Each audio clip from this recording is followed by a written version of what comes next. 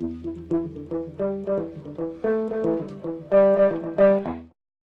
Martin Waxman from Inside PR and PRSA at the PRSA International Conference in San Francisco.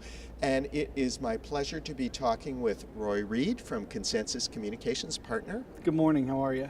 What is outrageous trust? In today's economy, which is far more about stakeholders than it is consumers, trust is the currency that we earn the opportunity to do our business, to conduct commerce, to run a nonprofit organization. It's the glue that holds our relationships together.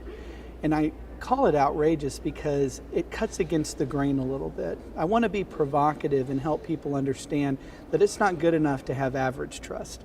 Not in a market where we're constantly under assault from a variety of different sources. You know, a stakeholder has access to information, social media. There's a competition for our message to get out and above others. When we have trust, we earn the opportunity for that message to sail right past all of the confusion, to cut through the fog of misinformation, and to move our organization forward.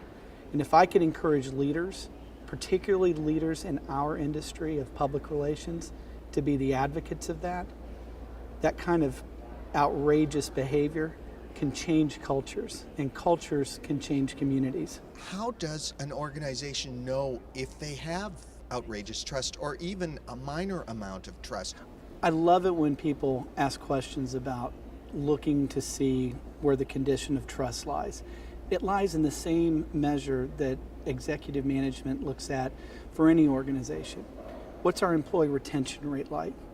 People stay in an organization where trust exists. What's our market share? What's our brand presence?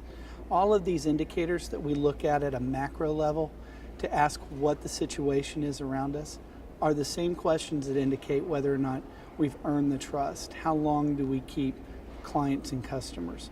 What does that engagement look like?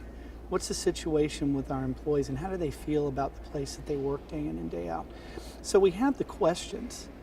It's the intent and the use of those questions that I really want to encourage people to take action on. If I don't have very good relationships with my employees or with my customers, what are 3 things I should do? There's 2 parts to my program on outrageous trust. There's a set of guiding principles, and then there's an understanding of the attributes that others look for in what it is that they want to trust. So the guiding principles are designed to do just exactly what you mentioned.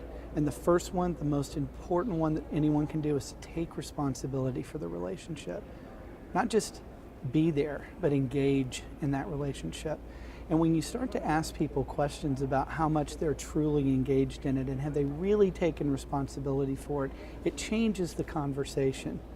Because it's different from when you own something or borrow something. And we don't want to borrow relationships. We want to own the relationship. We want it to be a part of us. The second thing I would tell them is you got to build it from the inside out. You can't go and expect somebody to see you as trusted if you're not first trustworthy. And so I challenge people to subscribe to a set of principles that build trustworthiness. Everything from acting with integrity, having the right attitude, being focused on the most important things, serving up excellent work in everything they do, and a few others to build that. And then the third thing I would tell somebody is, are you communicating consistently? Are you giving the people the information that they need? There's wonderful research out there time and again that says just a small amount of information on a regular basis improves the position that you have in that relationship. And I always tell people that the enemy in the marketplace is not another person, not an organization, it's fear.